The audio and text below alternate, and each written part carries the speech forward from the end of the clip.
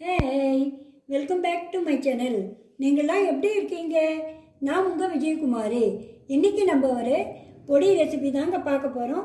இன்றைக்கி நம்ம பார்க்க போகிற பொடி தக்காளி பொடி. இது இப்போ எப்படி பண்ணுறதுன்னு பார்க்கலாம். 1 கிலோ பெங்களூர் தக்காளி எடுத்து நல்லா க்ளீன் பண்ணி அதை நல்லா வாஷ் பண்ணி துடைச்சி வச்சுருக்கேன்.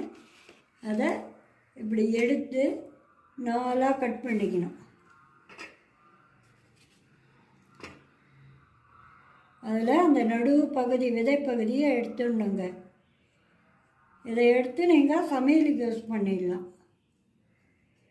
இதை மாதிரி எடுத்துட்டு இதை மெலிசாக கீத்தாக நீளமாக இப்படி கட் பண்ணி ஒரு தட்டில் வச்சு வெயிலில் 3-4 நாள் அது கரகரகரான்னு ஆகிற வரைக்கும் நீங்கள் நல்லா அதை காய வச்சுக்கணும்.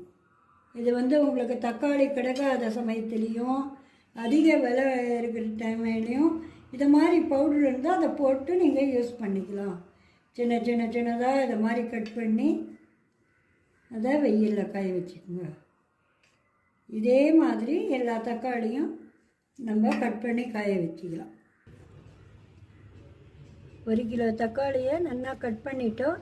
இது நல்லா ட்ரையாக காயிற வரைக்கும் ஒரு 2-3 நாள் வெயிலில் வச்சு எடுத்துக்கலாம். பாருங்க, இது 1 வாரம் நல்லா வெயிலில் காஞ்சி ஈரம் இல்லாமல் இப்படி கலகலான்னு ஆகிடுச்சு.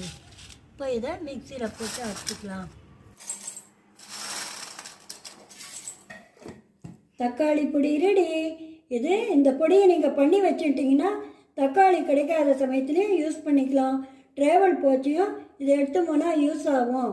நீங்கள் ஃபஸ்ட் டைம் பார்க்குறவடா இருந்தால் மறக்காமல் உங்களுக்கு பிடிச்சிருந்துன்னா லைக், ஷேர், சப்ஸ்கிரைப் பண்ணுங்கள். தேங்க்யூ.